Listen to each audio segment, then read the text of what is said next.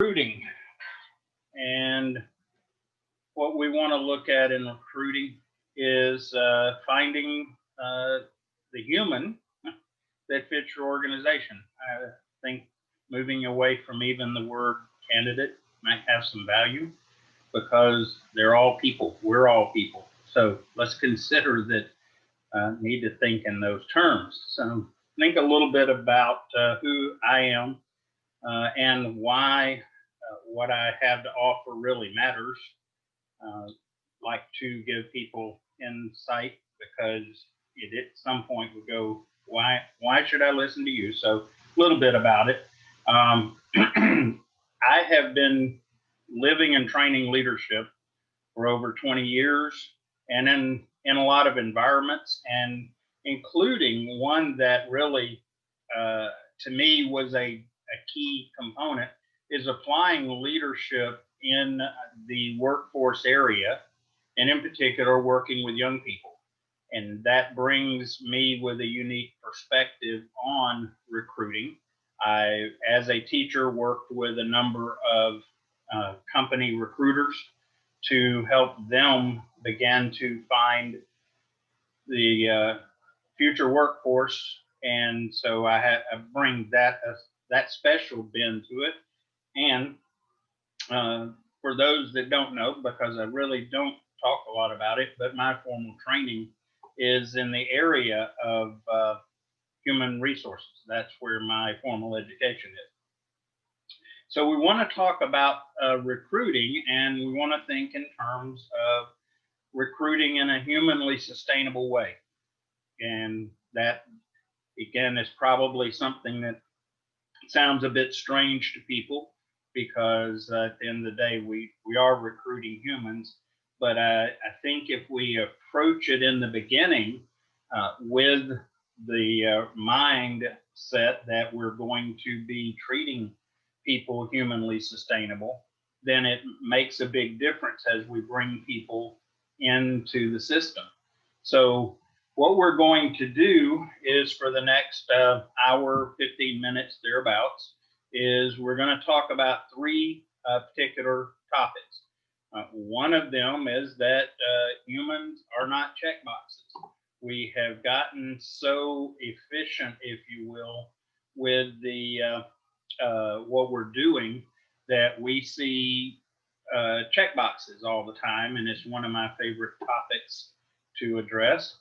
The other topic that, one of the other topics that we're going to be talking about is hunting versus gathering talent. Different ways of approaching recruiting and things that we should consider in that.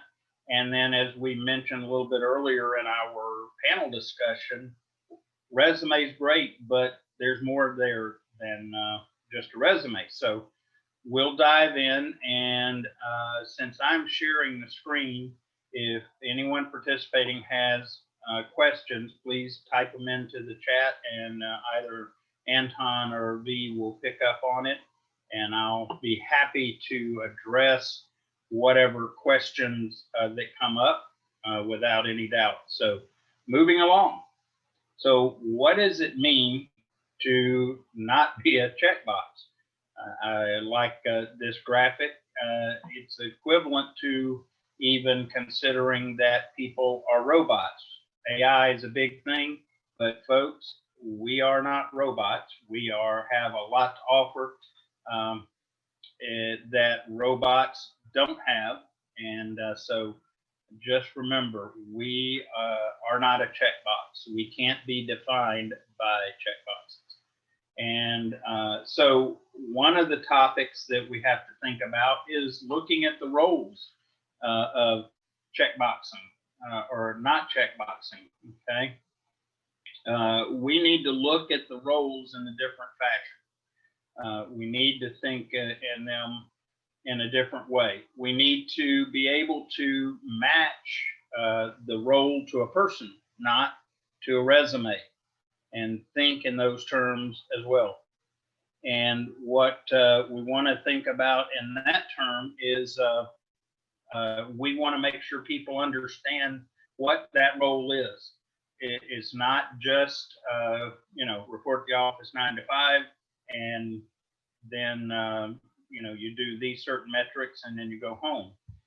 Roles are much more than that if they're defined well, and we include in there consideration of values and vision. If you want to check out, we like to uh, walk the walk, as we say. And so if you want to check it out, look at our perspective force vision, mission, and values. Those are part of the roles that people are going to fill, and they need to fit within the environment in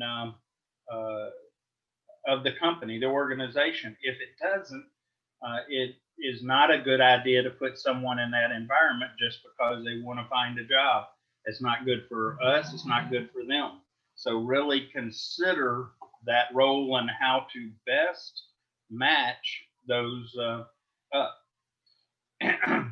The other thing to consider is that we may need to take our time. And when we were in our panel discussion, we were talking about planning ahead and considering this in light of planning ahead. So understand that certain roles that we're going to need to fill in the job market will take time. And we may have to go through more people to find someone that fits some of these roles. Others, maybe not so.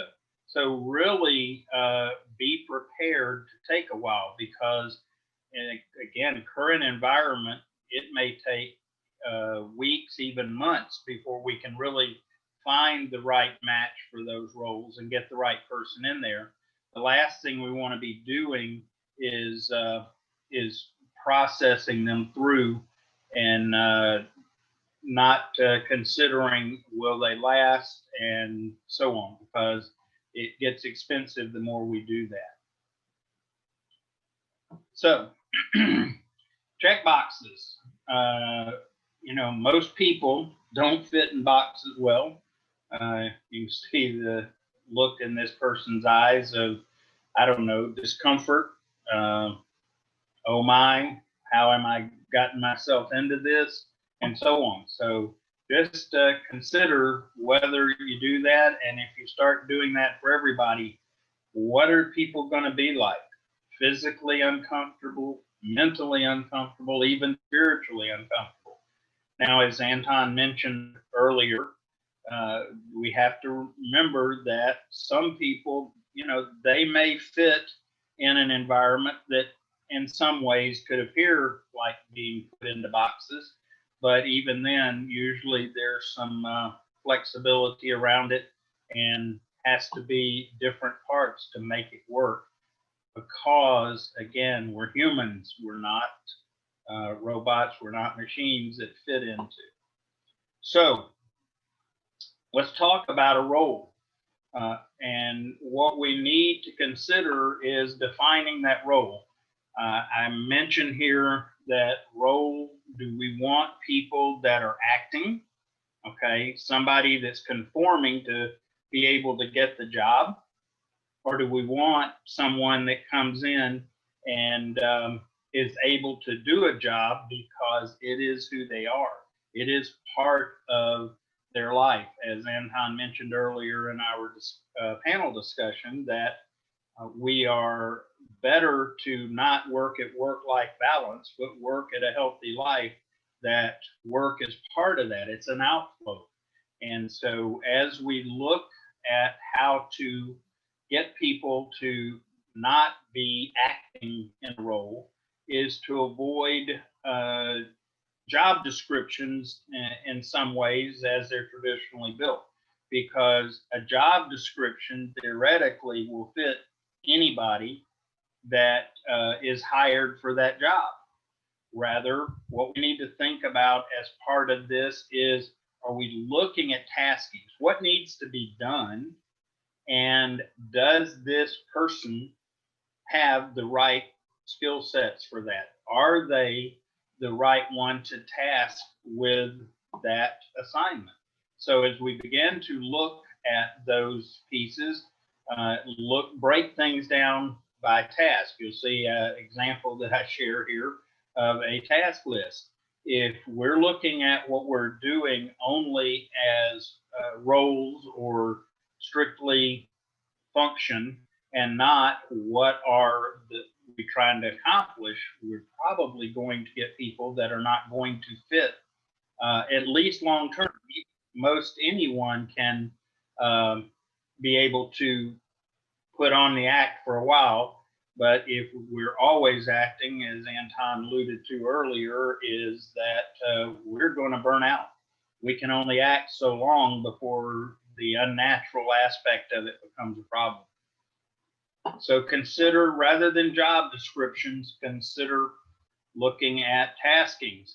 And then as we do this, you need to consider the person's strengths. So from a recruiting standpoint, what you need to be doing is understanding these in the beginning, defining what are some of the characteristics that might be needed beyond the resume. What it may be a behavioral concern here. So as we're looking at recruiting, how are we considering people's strengths and weaknesses and how they will fit into those tasks? The other thing, and I've been real interested in one of our participants in the summit is Kimberly Hamrick. And Kimberly introduced me to a company called Jobtimize, and they had an interesting approach to valuation, and it was behavioral. And they've even done research to indicate that behaviors are more accurate in predicting success in jobs. And so my question here is, are we fitting yellows into blues or so on? You know, a lot of the personality profiles use colors to identify people. Well, are we considering that as we look at setting up for recruiting? What type of people are we looking for? You know, do we want to have a frontline customer service person that is very introverted? I think that might be a problem. And you can only pay somebody so much to be uncomfortable for so long. So as we consider the roles that we're looking for or what we want to get done, how does personality play into it? And it should be part of what we consider as we are setting up the profile of what we're looking for in a candidate. I believe I saw someone raise a comment. Did I miss something there, or should I just? We have a new participant, Kevin Ramesh. I just welcomed him. Welcome aboard. Glad to have you. So how do you look at finding the right match? Do you consider more technical fit or behavioral? You know, you may have someone that has a great personality for the job, but if they don't have the technical know-how to be able to accomplish that job, it can be a problem. Now, one thing, again, that we've talked about that really is a factor here is that we really consider both technical and behavioral because we can better teach technical things to people that have the right behaviors, but we need to consider both. So as you're looking at recruiting, make sure that behaviors is part of what you're thinking about.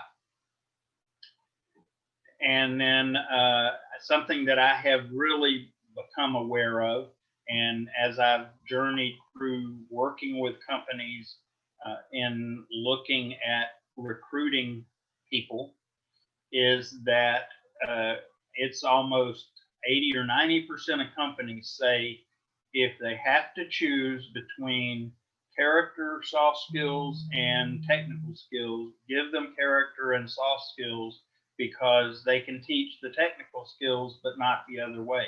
So as you're considering your recruiting process, what are the character and soft skills that are important to you? And include that as part of your search and consider are the positions such that the technical skills can be taught very readily. So it might be worth investing in someone that is weak in the technical skills, but they bring the characteristics and the soft skills with them. So another part of making sure that we're getting the right match to fill what we need in that particular position. And one of my pet peeves, and it's gotten to a point that it has become almost a caricature. Right now, I've seen different versions. I saw one recently where someone said, yeah, looking for 25-year-olds with 15 years experience. The one that I've heard, is the 35-year-old with 25 years experience. Folks, find people that fit that aren't perfect. None of us are going to fit perfectly. And if you find somebody that seems to fit perfectly, you probably aren't learning all there is to know about them. So consider a 70%, 30% rule. Okay. If they meet 70% of what you're after, consider that that's a good starting place to really consider people. And as you're looking at those things, I bring up Maslow's hierarchy of needs. These are some of the factors that you need to be able to, as much as possible in a recruiting environment, identify, because different people are at different places on this scale of need and the hierarchy. So again, don't look at this as a job description that you're trying to put someone in that fits in your nice, neat box. Consider, how can I look at each of the candidates as human beings and what they bring to what I'm looking for. Because if, and I believe this to be true, behaviors are more of an indicator of success in a particular field, then why aren't we focusing on those behaviors at least on equal par with the technical skills? So we have to ask a question about weighting. And this becomes hard because quite often we have organizations that aren't prepared to wait because they didn't plan. They just all of a sudden realize, I need another person. I know of an organization that did that recently.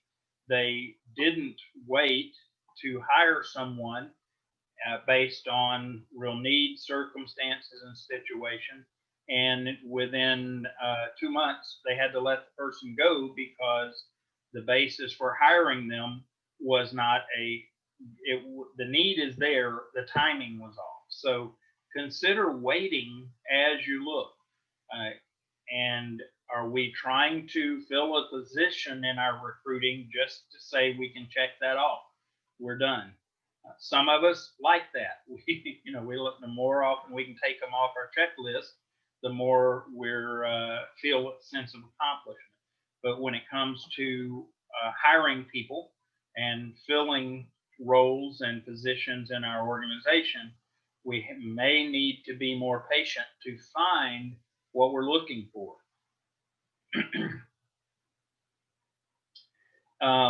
Quite often, I see people, they find a lot of people that qualify, but they don't make choices. And what I hear is, well, they think, okay, this person is, boy, they're 85 or 90% there. They've got most of what I'm looking for, but I still want to find the perfect candidate. And what I have began to tell people is, perfect candidates are like unicorns. They're mythical. And to continue looking for them, we make bad recruiting decisions in regard to it. And so we need to focus away from looking for that perfect or ideal candidate.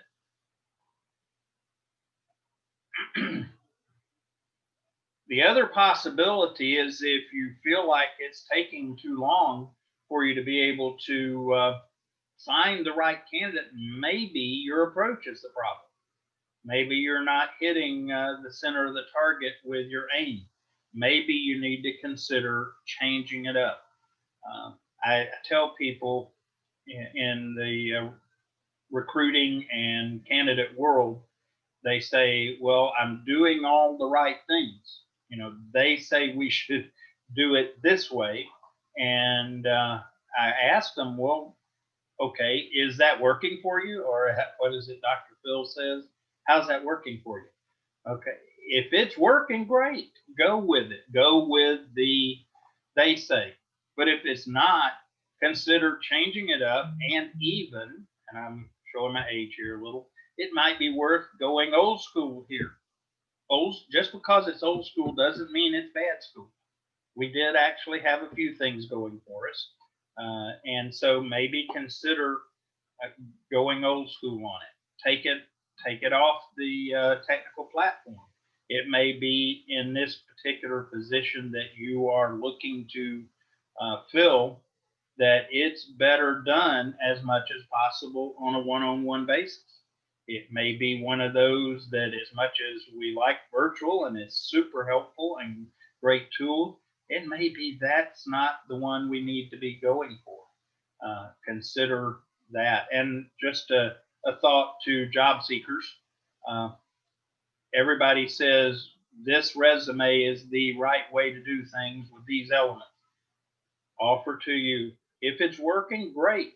If it's not, go old school. Consider, we used to spread shoe leather around. Go visit a company and share that with them.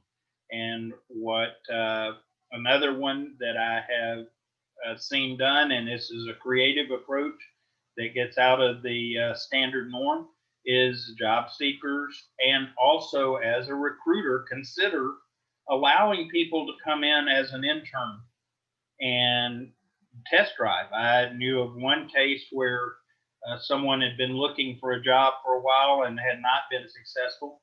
And what they did was they went to the company they were interested in getting hired on, and they said, I'll come in and I will, for no pay, do the project that nobody likes and get it done. And then if you like it, great. If you don't, that's okay. No harm, no foul.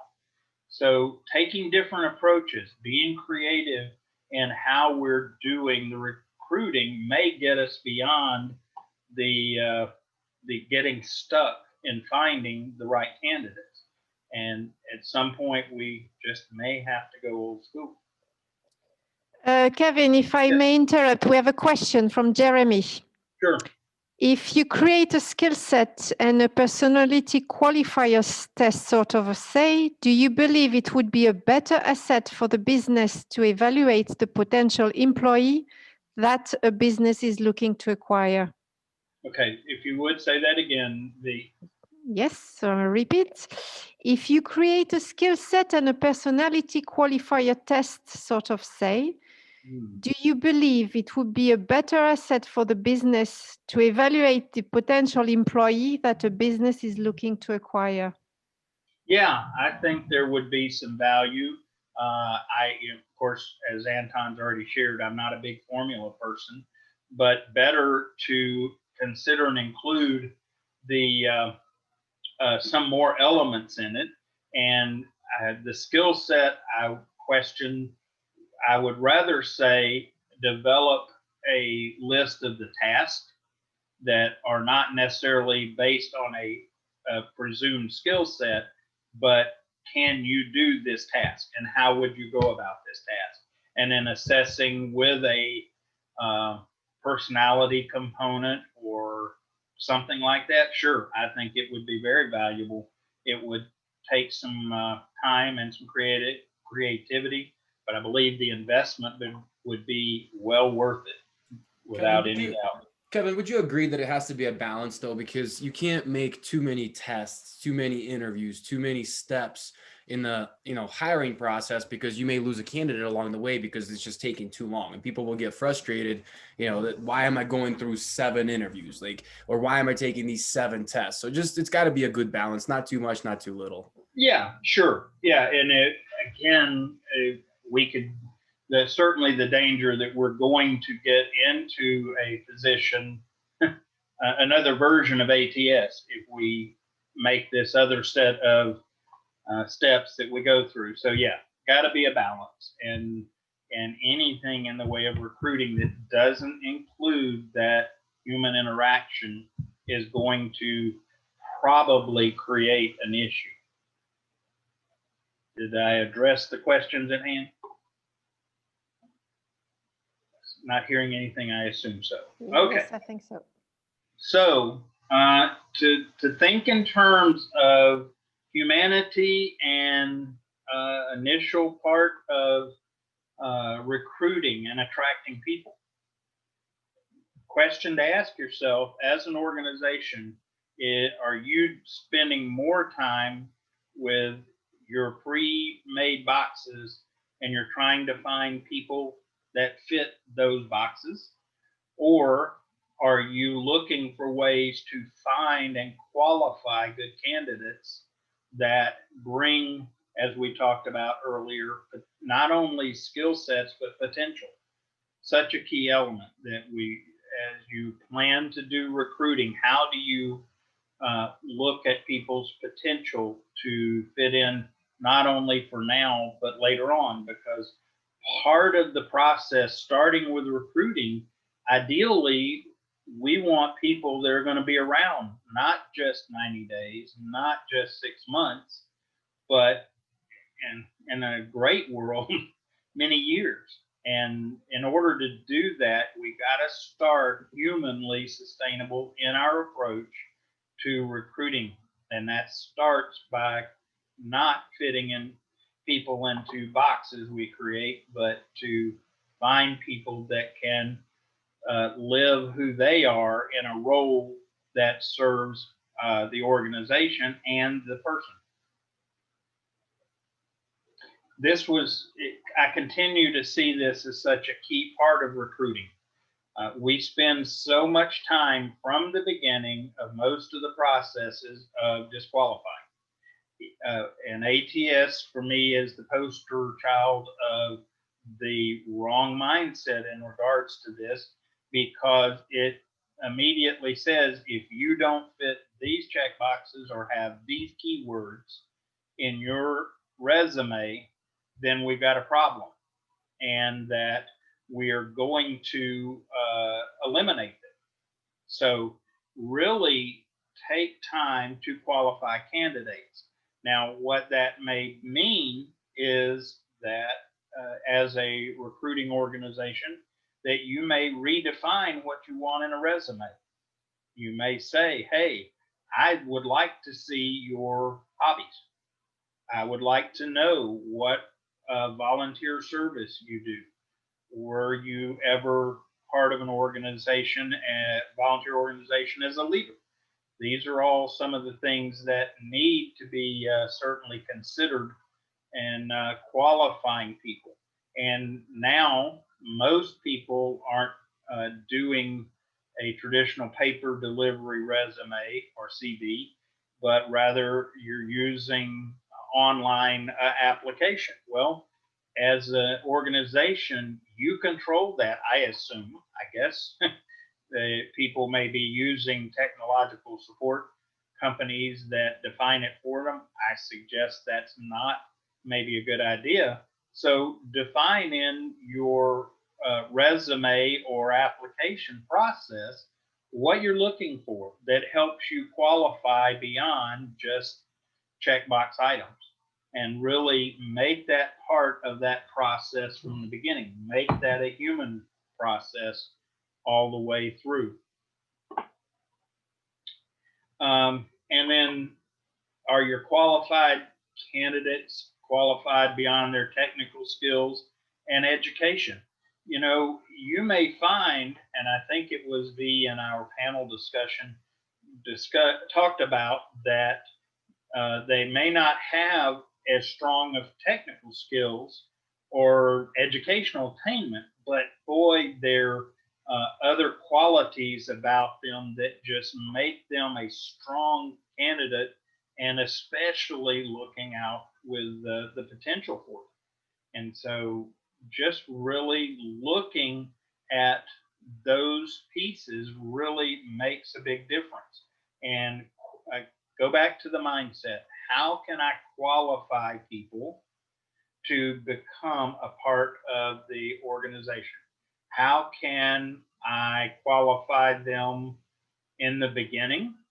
And then as I go through the process, the interview process, how can I build those qualifiers or the opportunity to qualify into that process? And the interview being that piece.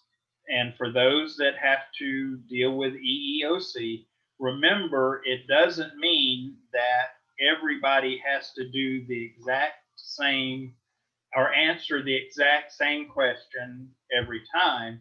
But if the process is consistent and applied across all candidates, then you are being consistent and you're not being discriminatory.